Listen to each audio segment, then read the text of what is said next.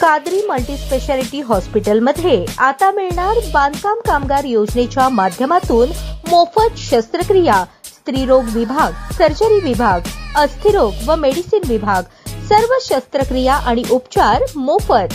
पत्ता plot number 10, Majrewadi, नई जिंदगी रोड, अथर्व मंगल कार्यालयाजवळ, सोलापूर। मागील निवडणुकीत प्रभाग क्रमांक 21 मधून MIMचे तौफिक शेख, अझहर हुड्डेकरी, वाहिदा बी शेख, तस्लीम शेख निवडून आले। नव्या प्रभाग रचनेत या प्रभागाची मोडतोड झाली। त्यातून नाराज झालेल्या मुस्लिम समाजातील नेत्यांनी भाजप नेत्यांवर कठोर टीका केली। तौफिक शेख यांनी राष्ट्रवादी काँग्रेस अजितदादा गटाच्या माध्यमातून पुन्हा 4 उमेदवार देण्याची घोषणा केली आहे। भाजपाकडून शहराध्यक्ष रोहिणी तडवळकर यांनी महापालिकेची निवडणूक लढणार नसल्याचे स्पष्ट केले। मात्र या प्रभागातून तडवळकर यांच्यासोबत माजी नगरसेविका सारिका सुरवसे, सतीश सुरवसे, रविकांत कोळेकर, महेश बनसोडे यांची नावे चर्चेत येतात। काँग्रेसचे नेते सिंधी समाजातील व्यक्तींना सोबत घेऊन उमेदवार देण्याच्या तयारीत आहेत। उद्धव सेना 4 उमेदवार देणार आहे। प्रभाग क्रमांक 22 मधून राष्ट्रवादीचे माजी गटनेता किसन जाधव, नागेश गायकवाड, सुवर्णा जाधव आणि MIMच्या पूनम बनसोडे निवडून आल्या। या प्रभागात सेटलमेंट लिमयवाडीची भूमिका निर्णायक असते। त्यामुळे राष्ट्रवादी काँग्रेस अजितदादा गटाचे किसन जाधव आणि सहकाऱ्यांच्या मोर्चे बांधणीकडे सर्वांचे लक्ष आहे। त्यांच्या विरोधात आमदार सुभाष देशमुख यांचा गट येथून नवे उमेदवार देण्याच्या तयारीत आहे। आमदार देवेंद्र कोठे यांचा गट राष्ट्रवादी अजितदादा गटातील नेत्यांना सोबत घेऊन मोर्चे बांधणी करत असल्याची चर्चा आहे।